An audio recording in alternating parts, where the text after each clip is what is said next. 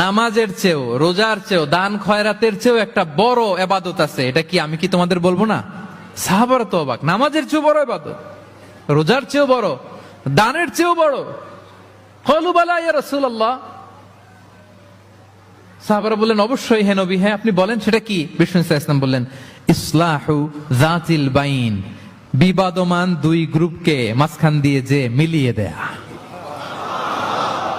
নামাজের চেয়েও বড়, রোজার চেয়েও, সাদাকার চেয়েও বড়, মিলায় দেওয়া। আমরা মনে করি সেজদা দিতে দিতে কপালে দাগ ফেলে দিছি, এটাই তো বড় ইবাদত। এটা তো নিঃসন্দেহে বড় ইবাদত।